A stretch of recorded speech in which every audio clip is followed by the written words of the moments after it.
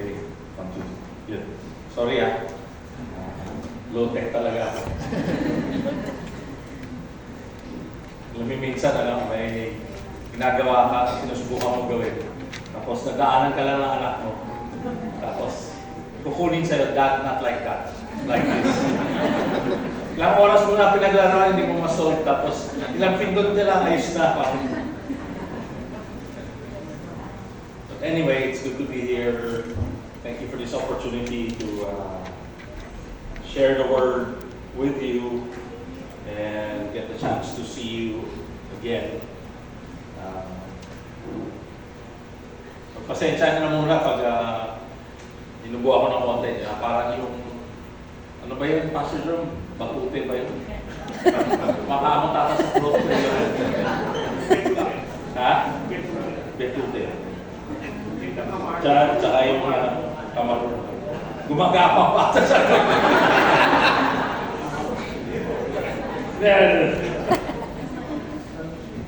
Anyway, game naman ako parang.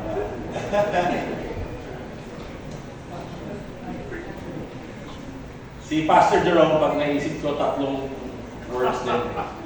Tatlong F. Friends, family, and fashion. Hindi damit Anyway, so let me just read some scriptures to us. I want to read 3 scriptures from the Gospel of Matthew. Starting with chapter 6, verse 33, we all know this. But seek first the kingdom of God and His righteousness, and all these things will be added to you.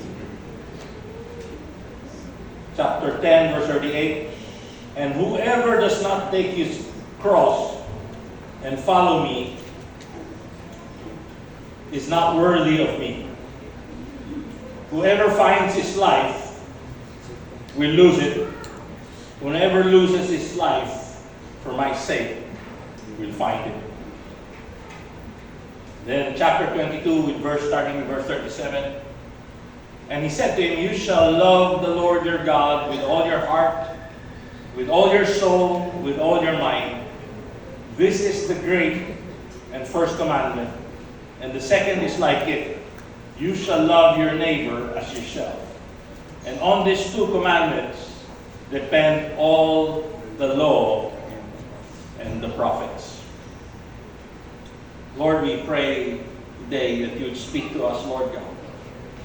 Bring us to a place, Lord God. Continue to adjust our hearts, our desires, our purpose, Lord God, to line up, Lord God, with your purpose, with your calling, and with your relationship with you. May you be our greatest and only devotion. In Jesus' name. Amen. I was watching a movie the other day, and there's a part of this movie where a man and a woman had a relationship with each other, and the guy had multiple relationships in the past, and the woman had also multiple relationships in the past. But they were together, and when you're watching it, they're trying to make it come across that they're so in love with each other. And what happened was, I think, somehow through the progress of the movie, they were not the center of the movie, they were just a sideshow of the movie. But I couldn't help but catch it. That in this relationship they have, all of a sudden, the guy just disappears and has a note left to the woman with a gift. And apparently the guy is, his character is somebody who's so passionate about helping the less fortunate that he goes around the world serving in NGOs, serving the less or the most needy people in the world. So he gives his life to a lot of this, wanting to help make the world a better place. And that would entail weeks, months, years of his life serving the less fortunate. What an amazing heart he has. But the problem is, the relationships always break down. The amazing thing is, when you think about it, there's no third party. It's just that, after a while, it's clear and it's obvious that the relationship is not the priority. And eventually, it gets dissolved. I like the theme that says Christ-centered. But the question is, what do we really mean by Christ-centered? Do you realize that Christ-centered is not a biblical term? It's not in the Bible. Although the Bible speaks about it, and you can see it in the scripture, but there's no direct quote in that sense. But this is a necessary condition for our hearts when it comes to God. So when we talk about Christ-centered, I was asking that question, what do we really mean? Obviously, we can keep defining this, but let me just share with you a few things from the text or the verses we read earlier. And the first one is the word first.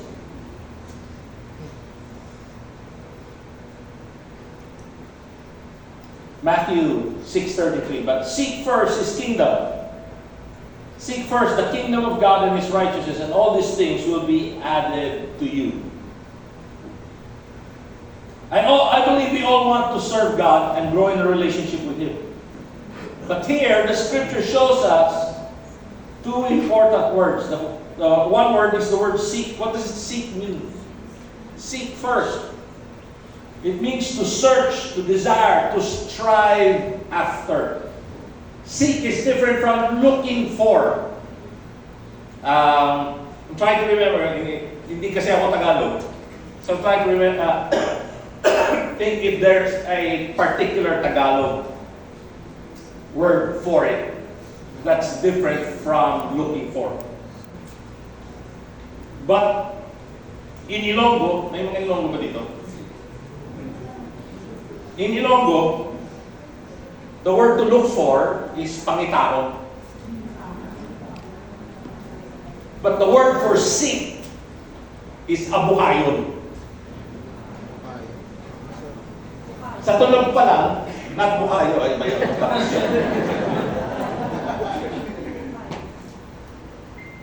The word itself shows you that it involves more than just looking for something.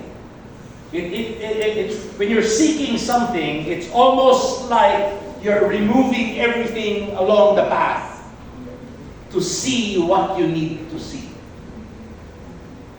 So hindi na siya naglalakad ka lang, baka may makita ako, baka... Ito talagang tinatanggal mo lahat. So here, the scripture is saying, seek first. In other words, you're pointed somewhere, you're removing things because you want to see something. And it says here, this is the first thing you need to do. This is the foremost thing you need to do. Hindi to, sige pag may free time ako, pupunta ako doon. This is the first thing, this is the most important thing, this is where you're going to. It's a challenge for us. The word first means before, at the beginning. So parang bago ang lahat. Ito yun. So when you're talking about Christ-centered, when you're talking about this scripture, the question is, bago ang lahat, ano yun sa buhay mo? What is the first thing, most important thing in your life. This is a conversation in our lives that we don't bring to complete. Hindi natin tinatapos. We don't finish this conversation many times. It's a conversation in my family. It's a conversation with my kids. Why? Because my kids are very busy. I have a med school student. Pag umuwi yun, gusto lang hello, yakapang kayo, tapos magkuhentuhan, tapos tulog na yun.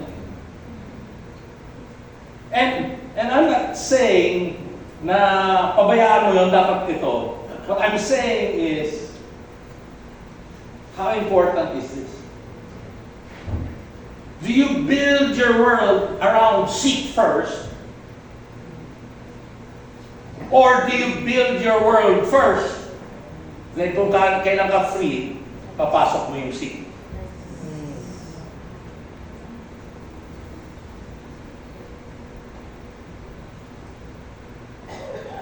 In our life, challenges.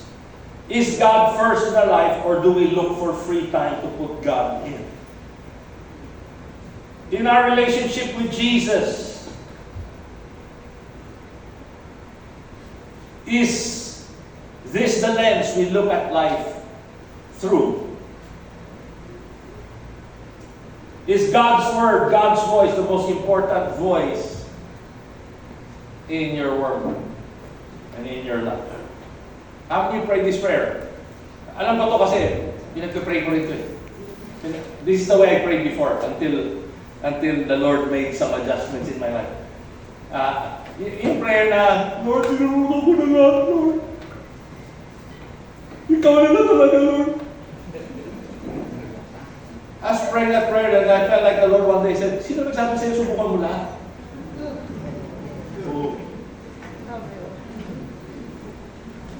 Bakit nung umpisa pa lang hindi ka na pumunta?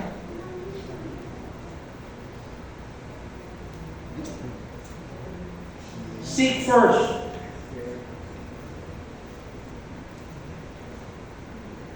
Dear friend of mine, I was still in Australia then. He told me, he was telling me, we were both young, and the amazing thing about this guy is he was my age, but he was a very successful businessman already. So this was I was around 20, 21 years old. He was a very successful businessman already. And he was telling me, he was very committed to the church, served in any way possible. He was always telling me, Jerry, I'm trying to set up my business that one day it can run on its own. I can just hire somebody and let it run on its own. So I don't have to worry about finance. I don't have to worry about provision. I said, okay. You know, the sad part of that story is I never saw him that it was set up the way he wanted. The whole time we were together. Now, I don't want to put anybody down. Maybe God had something else for him. I don't have an answer for that. But I do know something. Seek first. Seek first.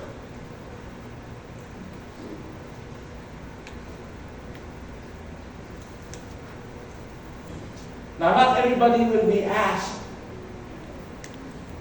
to give everything.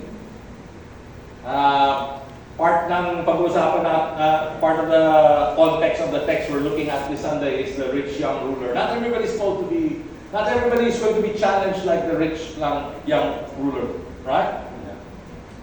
But everybody's going to be called to seek first. Not everybody's going to be told to sell everything, give to the poor and follow Christ. But everybody's going to be called to follow Christ. If you're just seeking, you're removing everything that's stopping you from following Christ. Seek first. Second word, the word lose or loss. Matthew 10:38. And whoever does not take his cross and follow me is not worthy of me. Whoever finds his life will lose it, And whoever loses his life for my sake will find it. When you saw somebody carrying a cross during the time of Jesus, you already right there in front of you is somebody who's already lost his life. Wala na siyang control, wala na siyang authority over it. All he could do is wait for the time where his last breath is taken. And all he could do is obey those who are above him. Lost na yun.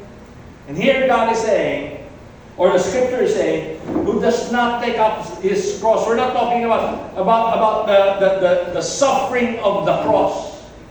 We're talking about the death instrument of the cross. Because the point here is not to suffer, the point here is to die. Christ-centered. Buhay ka pa ba o patay ka na? Now, I know the scripture says, let us offer a living sacrifice to the Lord. Ano yun? Magkalaban yun. Living sacrifice. Meron bang sacrifice na buhay? Tayo lang ho ang tinawag para maging living sacrifice. Wala hong living sacrifice sa buong mundo. Mga disciples lang ni Jesus ang tinawag na maging living sacrifice.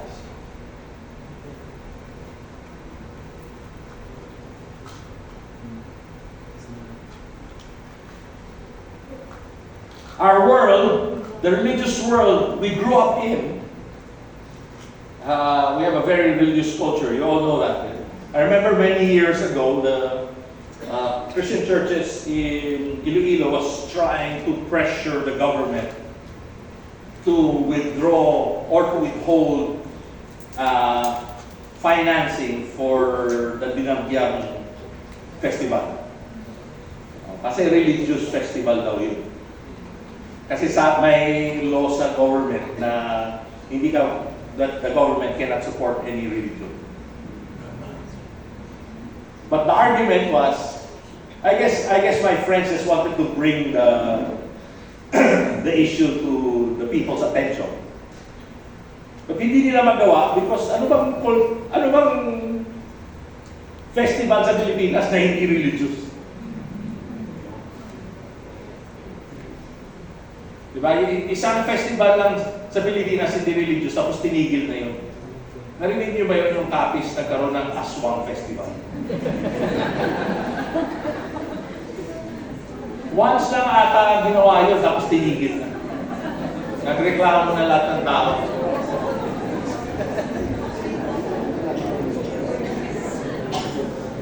Nagreklamo yung mga taga-Capiz kasi ayaw nila mabansagan Aswang capital of the Philippines.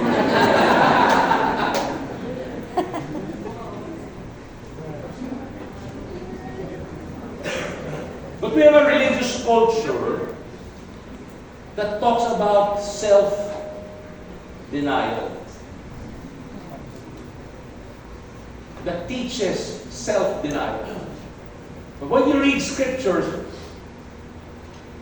it's not teaching self-denial, it's teaching denying self. Kasi sa self-denial, binabawasan mo ng privilege yung sarili mo. Sa denying self, tinatanggal mo sarili mo. And when you talk about the cross, it's not self-denial, it's denying self.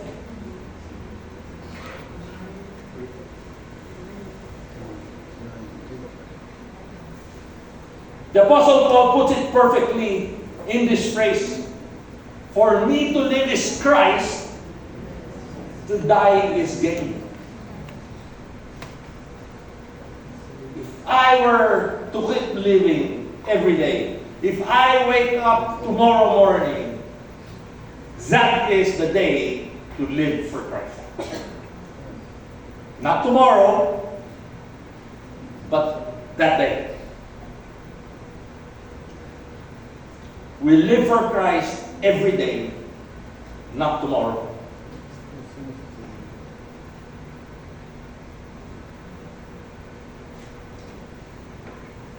Our life is for Christ. Our life is with Christ.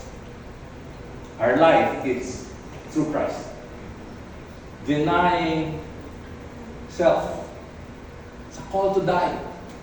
Sabi nila, there's 3 things na sigurado pagpatay niya yung tao. Ano yun? A dead person faces only one direction. Hindi ka nakakita ng patay, ayoko na dito. Natalikod na.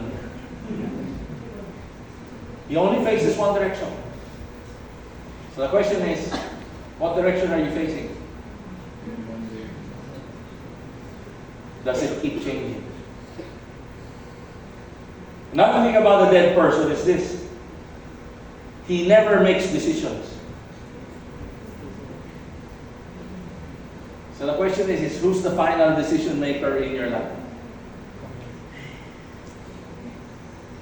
Is it Christ? Is it His Word? Is it His will?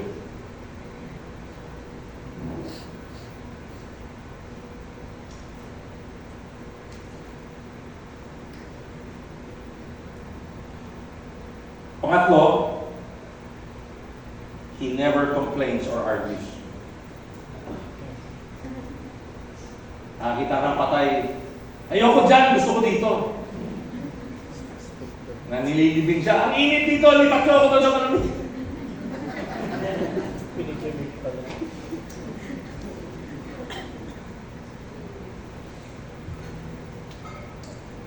Lastly, the word love. We talked a little bit about this last week.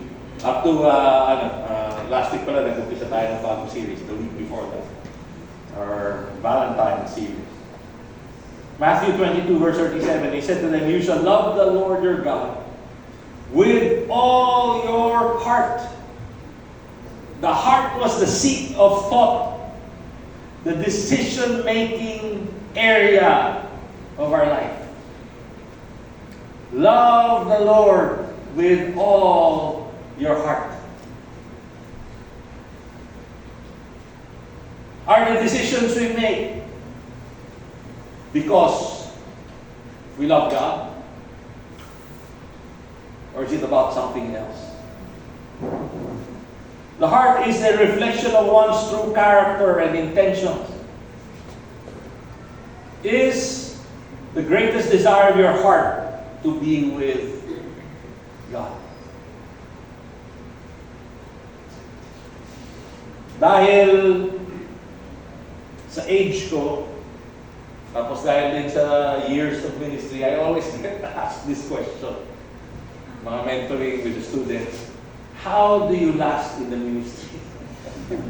When I was younger, nobody asked me this. And my answer is this, and I hope you think about it. I'm not trying to brag about this, but I want to share this. I want you to think about it. And it's this. You have to enjoy God. Because if you don't, this won't last. If you don't enjoy God, then my question is, do you still enjoy sitting down? Maybe I have a cup of coffee, being quiet, and just reading your Bible. Is that still a joy in your life? Now, obviously, there are times na inaantok ka. There are times na distracted ka, nagbabasa ka ng Bible. So, talaga you're doing everything to concentrate on it. Ang naamoy mo yung tuyo tsaka sinangag natin niluluto. Nabasa mo na yung 3 chapter, naisip mo, suka, sili.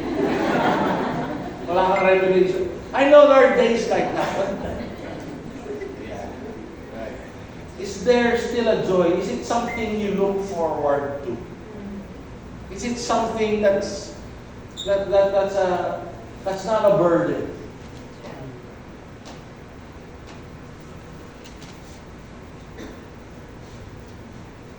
Love the Lord your God with all your heart, with all your soul, The Jewish context for soul was seen as the life,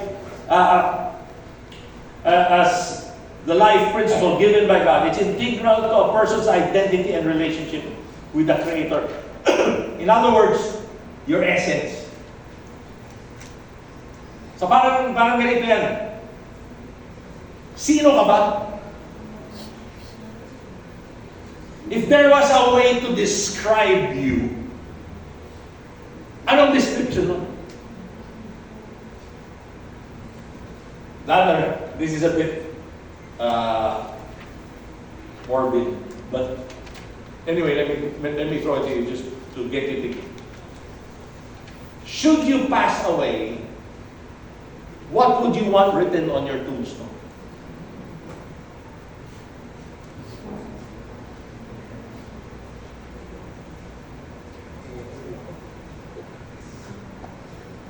Ano gusto mong masulat doon? Heartthrob? Boy next door. Or would a description like this be a joy to you? Loves God. If all they can remember you with is that He loves God,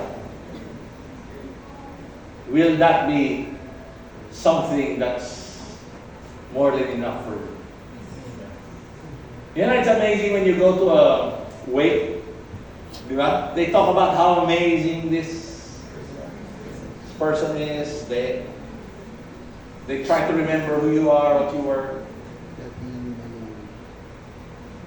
What if all they could say is, basta alam ko mahal na si Lord. Wala silang maalala ginawa mo, wala silang maalala kung sino tinulungan mo, wala silang... Hindi nila maalala kung mayaman ka o mahirap ka, hindi nila maalala kung may utang ka sa kanila. Freedom yun, di ba?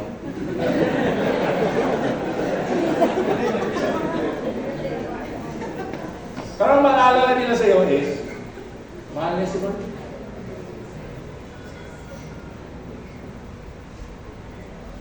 That's your essence. Somebody who loves God. If they ask you to describe yourself, how would you describe yourself?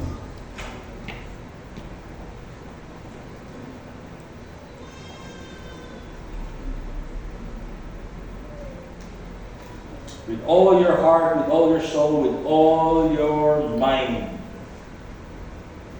This is your mind, the decision making, the rational part of life.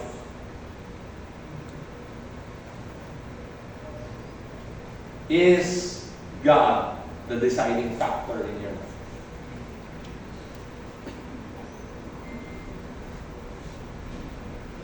We're not talking about morality here. We're talking about the fruit of your love for God. We're not talking about schedules, who gets the most time and the most effort.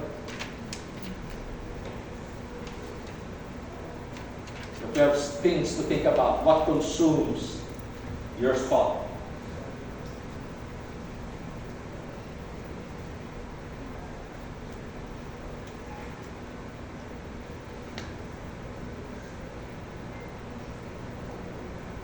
Devotion to God.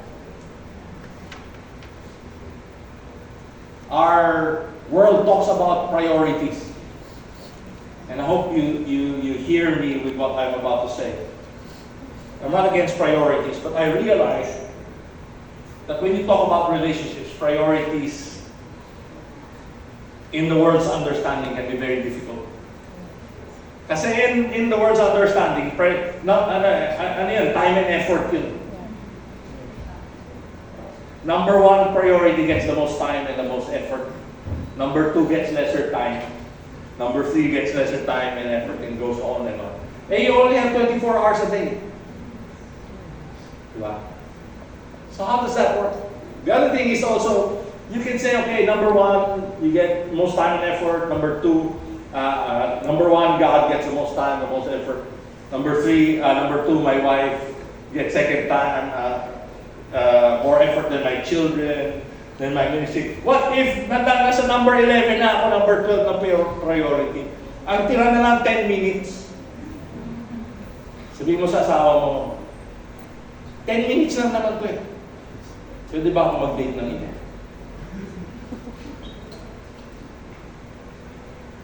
Papayag ba kayo? See, it's not an issue of time and effort. It's really an issue of devotion. Tapos you get the scripture how it says that anybody who does not hate his father and mother is not worthy of me. Lord, kasi when you think about it, there's really only one. There's one priority. There's not 10, there's not 3, there's not 4. There's only one. There's only one devotion. And it's devotion to God. But in my devotion to God, God says my wife is important. My wife is precious. So my devotion to my wife is under the context of my devotion to God. So I realized this, my time with my wife is not taking away time from my time with God. Bakit? Part 2 ng devotion ko kay Lord. Then my children, my wife and myself in agreement, our children are important. So my time with my children is not taking away time with my wife because this is our devotion as well. My job is the same. So seasons, there's a season where you spend more time where practically there's more time with God. There's more time with your wife. May seasons yun, may more time with your kids. Pero dapat yun, devotion yun kay Lord. So it's God who sets the parameters. Again, in other words, there's only one devotion. Jesus, our Lord and Savior.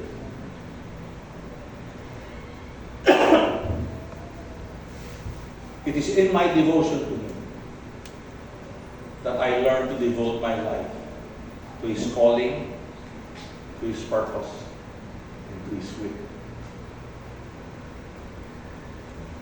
So the question is, who are you devoted to? Who are you devoted to? You know, it's interesting. The other day, my daughter texted me. She said, "Dad, what are you doing on Friday?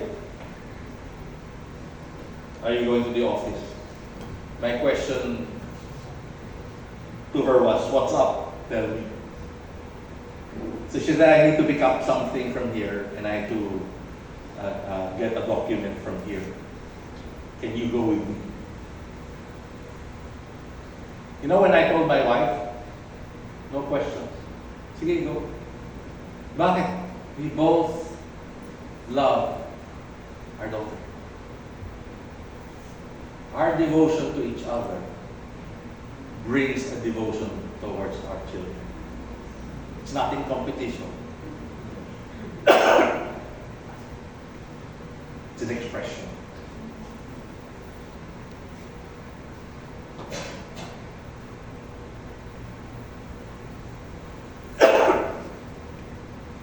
So as we close, think first.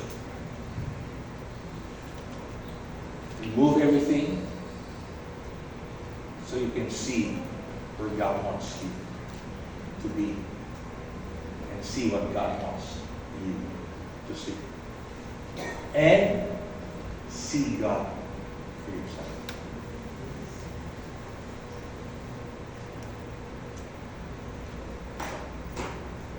Secondly, lose everything that's a hindrance to seek first.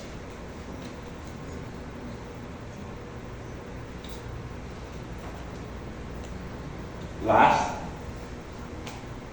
love God with all of your heart, soul, mind, and strength. I think with that, that should put us on the track to see our lives centered around Christ. Can we just pray right now?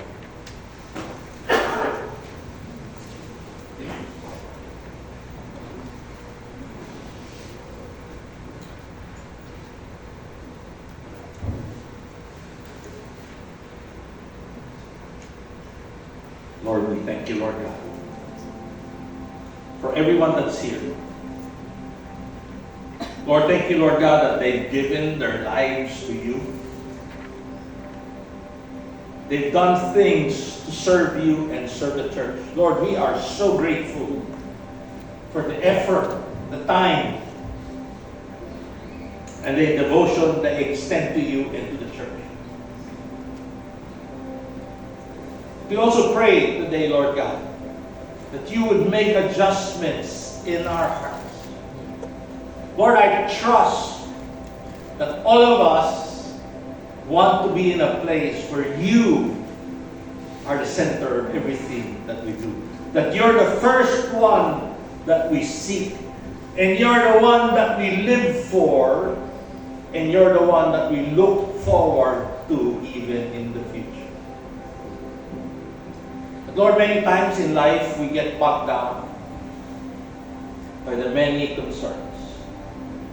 So we pray, Lord God, that you would continually make adjustments,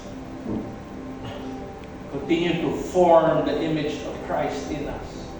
Lord, uproot every hindrance in our life that hinders us from pursuing. And Lord, we pray that you would plant the truths of your word in our hearts.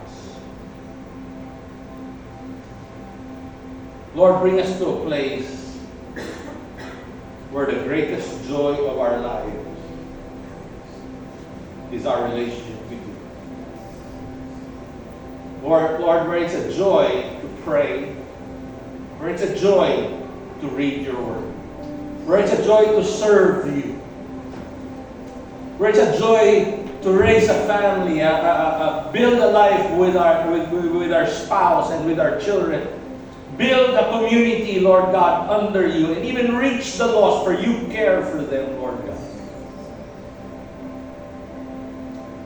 Just as we express that desire to be Christ-centered, make that a reality in our lives. Even today and in the days to come. In Jesus' name.